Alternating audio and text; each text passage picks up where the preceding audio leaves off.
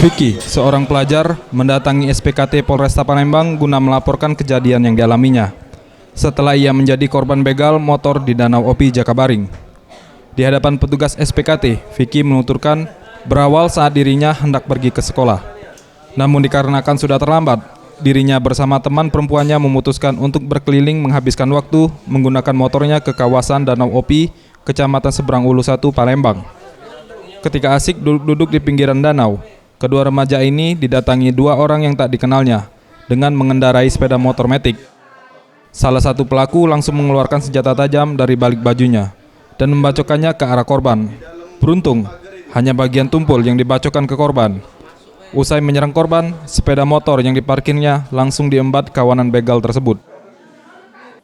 Balik, dia masuk dia. Stoplah dia ni.